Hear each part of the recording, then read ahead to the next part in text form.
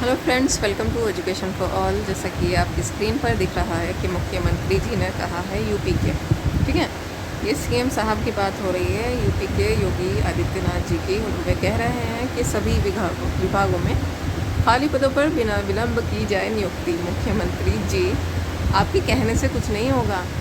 जो आप चाह रहे हो वही यूपी में हो रहा है। यदि आप चाहोगे कि यूपी में भर्ती आए तो भर्ती आएगी। आप ये ऐसा शो कर रहे हो जैसा आप तो कह रहे हो, लेकिन भर्ती नहीं हो रही है ना। सभी विभागों में खाली पदों पर बिना विलंब की जाए नियुक्ति। कौन करेगा नियुक्ति? आप ही तो करोगे ना, क्योंकि यहाँ के जो एजुकेशन मिनिस्टर हैं वो भी कठपुतली हैं आपके हाथ की, है ना। आप उनको तो अभी उनका बयान आया है राज्यसभा में, उन्होंने जो बयान दिया है कि यहाँ तो रेशो पूरा है, टीचर स्टूडेंट रेशो पूरा है यूपी में।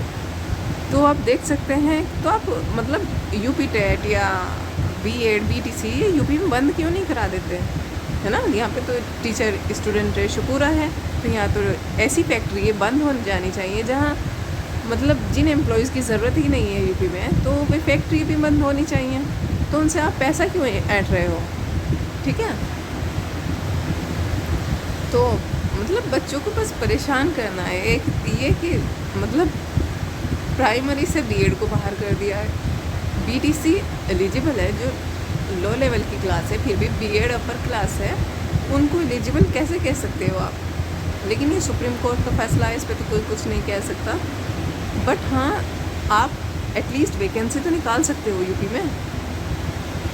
5 साल से वैकेंसी नहीं आई है यूपी में। आप सिर्फ ये शब्दों से खेलते हो कि सभी विभागों में भर्ती आए। जब आप भर्ती लाओगे तब यूपी में भर्ती आएगी, ठीक है। ये ऐसे मतलब वोट बैंक बनाने के लिए कि हाँ हम तो कोशिश कर रहे हैं, इस तरीके से जो 24 में इलेक्शन होने हैं ना, उसके लिए बस ये एक फील्ड तैयार हो रही है कि हाँ भाई वर्किंग है, ऐसे हो रहा है, इतनी भर्ती हो रही है। नहीं तो ग्राउंड लेवल पे कोई ऐसी वैसी भर्ती तो कोई की रिपोर्ट आ नहीं रही है। बच्चे इतने डिमोटिवेटेड हैं कि बच्चे मतलब इतनी मेहनत करके पढ़ते हैं, लेकिन ये भर्ती नहीं आती टाइम पे, उनकी एज ज़्यादा हो जाती है। अब देखो DSSB में 30 एज कर दी है, PGT TGT इनकी अपर एज 30 कर दी है। तो मतलब बच्चा, जब आप वैकेंसी नहीं निकालोगे तो एज तो अप हो ही जाएगी। मतलब तो इस मतलब बच्चों के लिए तो आप कुछ भी नहीं कर रहे हो। जो इतना पढ़ रहे हैं, पूरी ज़िंदगी अपनी पढ़ाई पे लगा देते हैं कि भर्ती आएगी, हम ये करेंगे, हम वो करेंगे, बट यहाँ कुछ भी नहीं है। स्पेशली यूपी में तो भर्ती 5 साल से नहीं आई है। चलो आप देखो, हो सकता है भर्ती ये TGT PGT में लाएँ, क्योंकि प्राइमरी में तो आ नहीं रही है, और आएगी भी तो बीएड का तो कोई फ़ायदा होने वाला नहीं है। बीटीसी के जो स्टूडेंट हैं शायद उनके लिए गुड न्यूज़ हो, लेकिन बीएड के लिए तो ये अच्छी खबर बिल्कुल भी नहीं है, ठीक है। आई होप आप समझ पा रहे होंगे, क्योंकि ये आज ही फैसला आया है तो मुझे तो इतना ख़ास पसंद नहीं आया, ठीक है। लेकिन आप देखो तो अपनी, लेकिन हमें पढ़ाई तो छोड़नी नहीं है। पढ़ने से कोई किसी का नुकसान तो होता नहीं है। बस ये है, आप पढ़ते रहो और कोशिश करो कि आप कोई प्राइवेट जॉब कर लो, या अपनी सेल्फ सेटिस्फेक्शन के लिए आप जो गरीब बच्चे हैं उनको इकट्ठा करो और उनको पढ़ाओ। क्योंकि ड्रॉप आउट बहुत हैं, काफ़ी बच्चे हैं। जब से लॉकडाउन लगा था तब जो बच्चों ने स्कूल छोड़ दिया था, काफ़ी गरीब बच्चे ऐसे ही हैं, रहते हैं, तो आप उनको पढ़ाओ, ठीक है।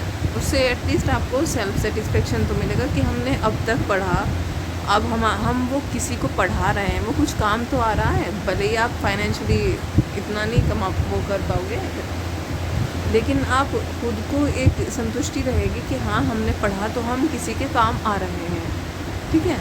लेकिन देखो आप शायद भर्ती आ भी जाए, प्राइमरी में तो आने के चांस नहीं है यूपी में, ठीक है।